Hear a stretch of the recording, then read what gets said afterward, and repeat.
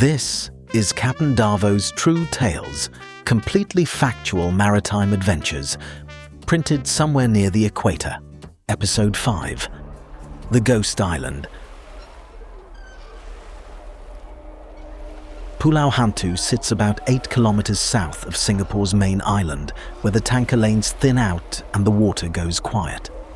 2 small islands connected by a reef flat, mangroves, coral. A dive site off the southern point that sees perhaps a dozen boats on weekends and several thousand nocturnal things that see them back. Its name means Ghost Island. The Singaporeans named it this for a reason. The reason is that 2 warriors died in combat on its shores 400 years ago, and their spirits are said to remain. They have not been issued departure papers. They have not requested them. The island is, by local understanding, occupied. The Nordic arrived at 10 past midnight. This was not the plan. The plan had been 6 p.m. The plan had involved a sunset arrival, a reasonable dinner, and a full night at anchor before the ghosts became relevant. The plan had been good. The departure from the Republic of Singapore Yacht Club had not been good. There had been a fuel filter issue. There had been a repair. There had been a second fuel filter issue that turned out to be the same fuel filter issue wearing a different hat. There had been a brief philosophical debate about whether to continue or abort that Darvo ended by starting the engine, which was his standard method of ending philosophical debates.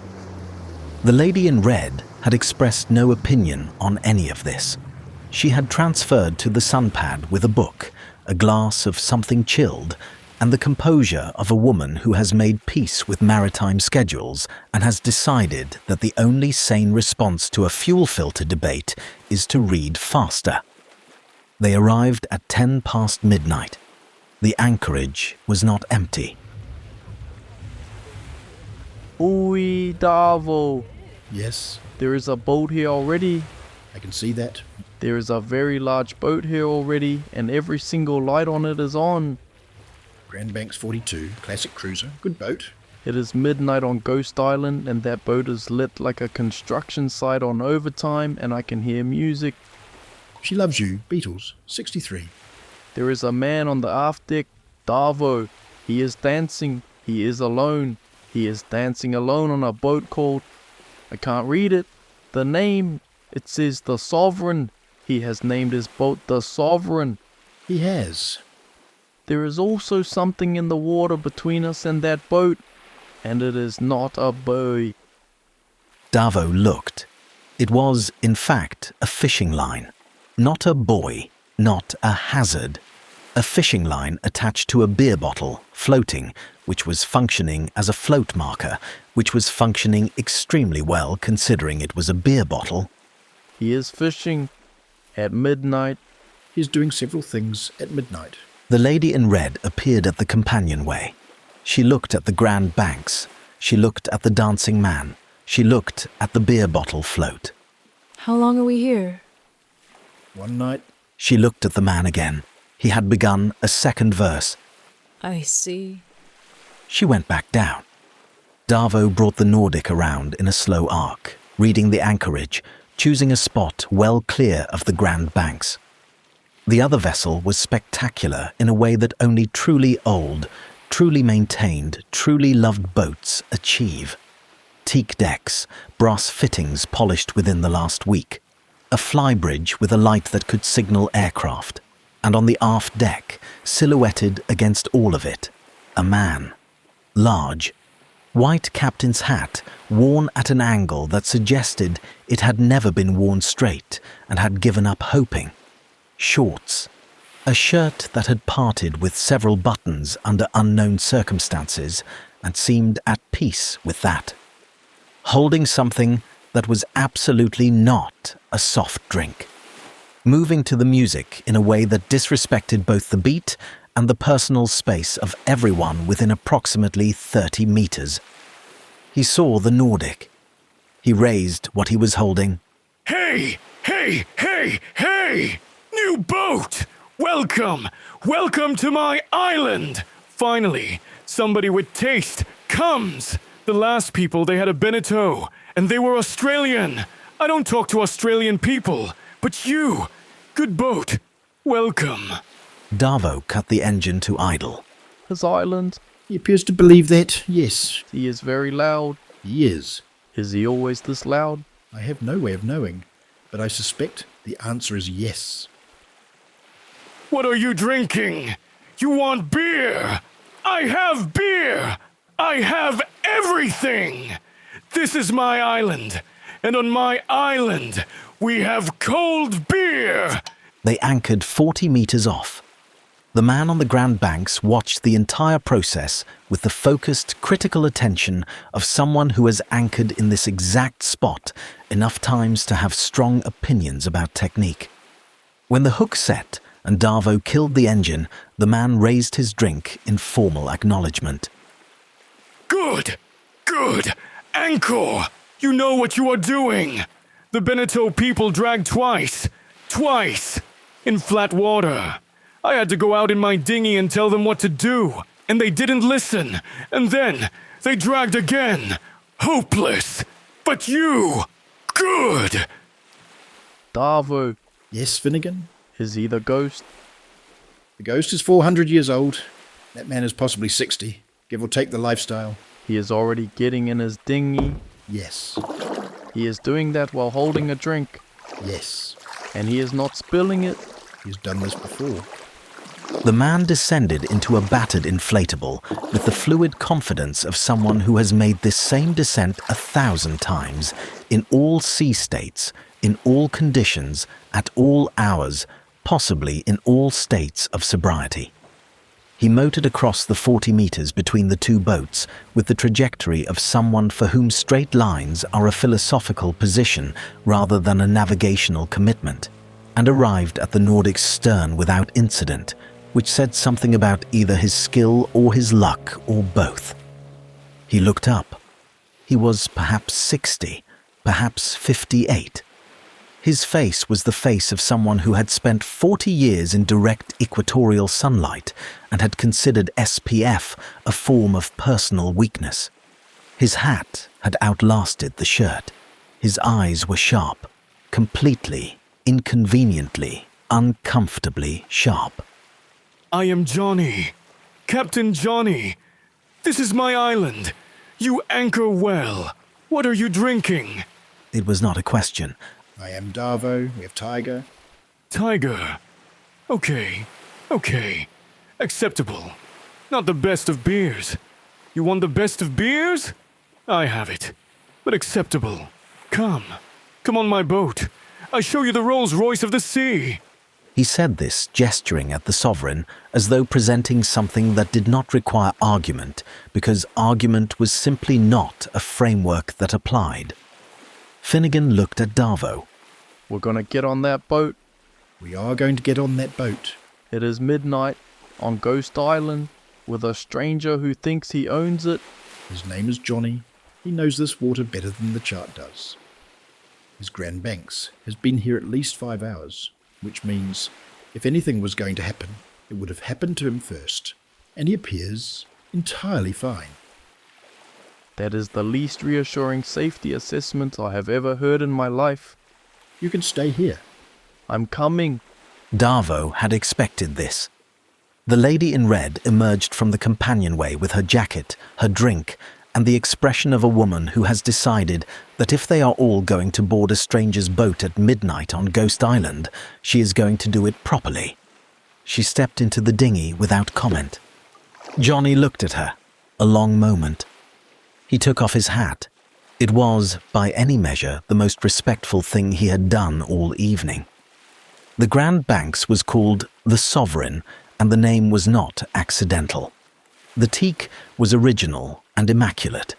The brass was polished to a standard that implied genuine emotional investment. The interior was 30 years of a man's life at sea, made physical, Charts pinned to the nav table, logbooks going back to the early 90s, photographs of anchorages across the region, a mounted barramundi of genuinely disputed proportions, and 4 chairs arranged around a table that had seen things. Johnny sat in the largest chair with the naturalness of someone for whom this was simply where the largest chair had always been. He distributed cold Carlsberg to himself and Tiger to everyone else and appeared completely comfortable with this arrangement. This island is mine. Not legally. Legally, it is national park, but I've been coming here for 32 years. 32 years.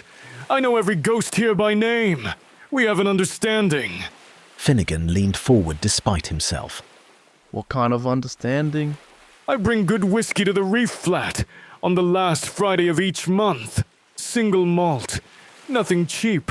The ghosts have standards, you know. I tried blended one time. Early 90s. You know what happened? What happened? My engine failed. Flat water. No reason. Just failed. I switched to single malt. Never failed again. You think that is coincidence? I don't think that is coincidence. He pointed at Finnegan with his Carlsberg. You are nervous. I am not nervous. You keep looking at the companionway. I'm checking out the boat. You are checking if something is on the boat. There is nothing on the boat. The ghosts are on the island. Eastern shore. Reef flat. Sometimes the campsite, if someone has been stupid. They don't come on boats. Boats are neutral territory. This is part of the agreement. There's a formal territory agreement with the ghosts? Of course. You think I just show up here and do whatever I want? No. There are rules. I know the rules. The rules work. He settled back and drained a significant portion of his Carlsberg. Last year, a boat came here. Big motor yacht. I won't say the brand, but it was very shiny and very loud. And the owner was the kind of man who buys a boat to show people he has a boat. Generator running all night.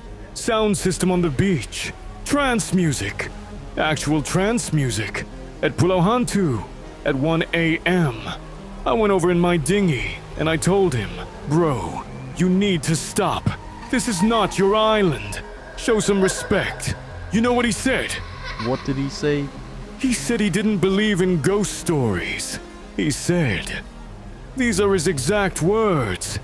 He said, it was just a beach. A silence fell across the Sovereign's saloon that had nothing to do with the ambient noise of the anchorage. Just a beach. Just a beach. He said it to me. Captain Johnny. On my island. What happened? Johnny looked at his glass. He let the pause run. At 2 a.m., both his anchors dragged. Together. Same direction. Toward the reef flat. In completely flat water with no wind. I watched it happen from this exact chair. His crew was running around on deck. Engines on, reverse thrust. Scrambling. They got the anchors up, and they left. They left so fast, they forgot their fishing lines in the water. He picked up the beer bottle float from beside his chair and placed it on the table. I kept the lines and the float as a reminder. This is what happens when you play trance music at a 400-year-old island. Finnegan stared at the beer bottle. Both anchors? Both anchors. Flat water. He looked at Darvo. Darvo was looking at his tiger with the focused neutrality of a man who had just added something to a mental file and was not going to discuss it tonight. Johnny had more stories. Johnny had 32 years of stories, and he delivered them in the same way he did everything else, at full volume, with total conviction, with the specific authority of a man who has been in the same place long enough to know what it actually is. He knew the dive operators, the park rangers, the supply boat schedules, the tides in every month. He knew which campsites held water after rain and which ones the wild boar preferred, and which stretch of the eastern shore you did not walk at night and had not walked since 1997, when a camping group reported lights on the water that were not fishing boats and that no one had subsequently explained to anyone's satisfaction. He also knew, apparently, a great deal about the Finnegan type. He turned to Finnegan at one point with no introduction and said, "That notebook." Finnegan blinked. What notebook? You brought a notebook. I can see the shape of it in your pocket. You've been writing in it. I take notes. It's not a... Journalist type. I'm not a journalist. Same thing. You want to understand everything. You want the story. You want the significance. Am I wrong? Finnegan opened his mouth. He closed it. Johnny pointed at him with the precise satisfaction of a man who has made his point. I had one of your type here, he said. Few years ago. British fella. Very earnest. Very many questions. He left a notebook on the beach. You know what it said on the first page? Finnegan looked like he didn't want to know. It said, location, Ghost Island. Note, ask locals about the ghosts. Bracket, subnote, don't seem too keen about the ghosts. Bracket closed. He had written that, in advance, as a reminder to himself. The lady in red, who had said nothing for the past 40 minutes, made a small sound that was not quite a laugh and not quite anything else, and returned to her drink with perfect composure. Darvo looked at Finnegan. Finnegan looked at his tiger. He keeps good watch, and he doesn't run when it counts. Johnny looked at Finnegan with the slight recalibration of a man updating an assessment. He nodded. Okay, I believe you. You sleep well tonight. No torches at the island after midnight. No music. No shouting. If something knocks on the hull, knock back once. Like a greeting. You understand? Understood. And if it knocks twice? Then it is a fish! It's definitely a fish at that point.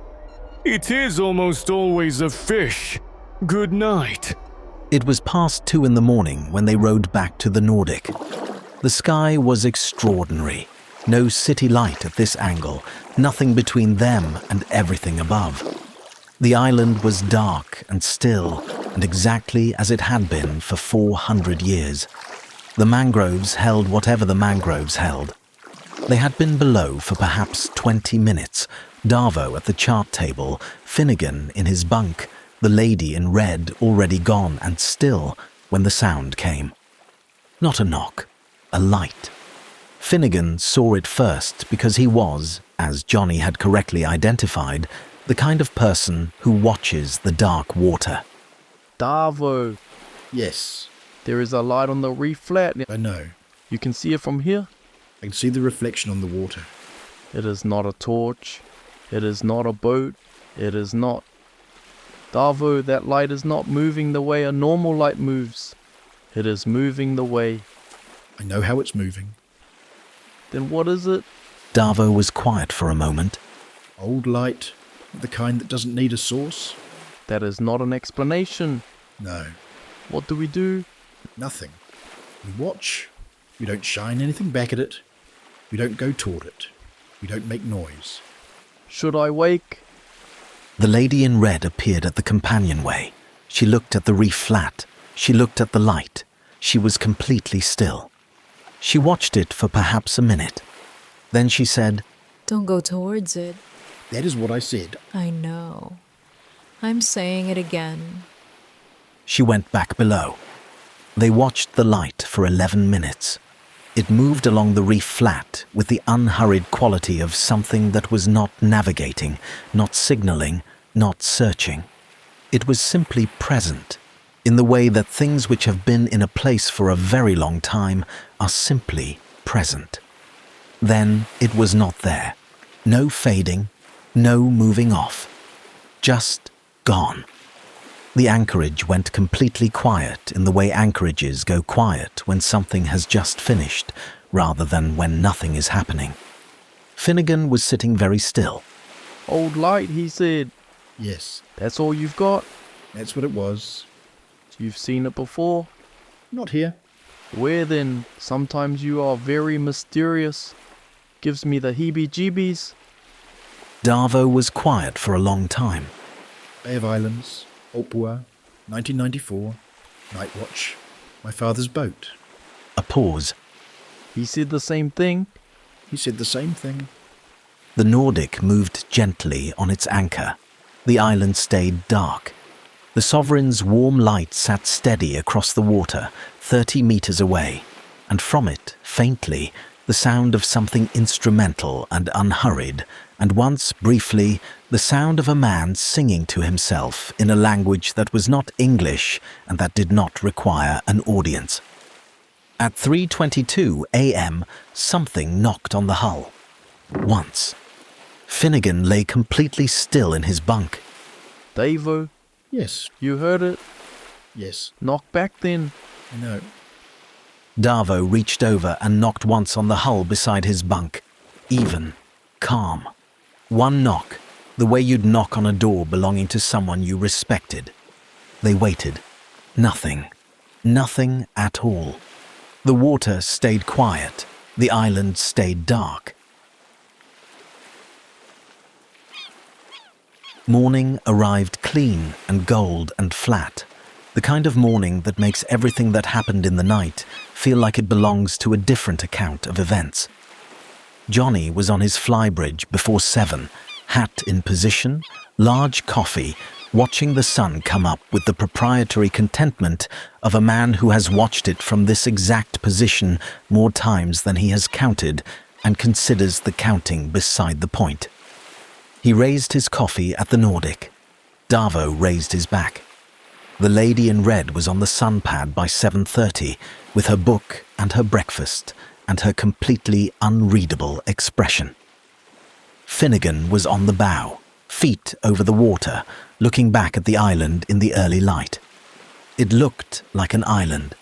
Green, quiet, mangroves at the waterline, a reef flat in the sun.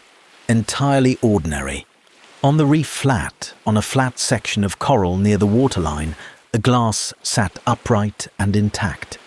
It had been placed there at some point in the night. It was still half full. Finnegan looked at it for a long time. He looked at the Sovereign. The Grand Banks was not there anymore. No evidence left behind that a boat was ever there. He looked back at the glass. He got out his notebook. He put it away again. Some things you understand by not writing down.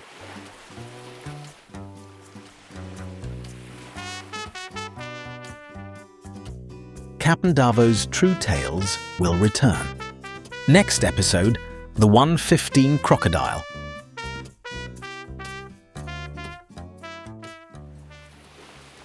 The Nordic tied up at 115 Marina.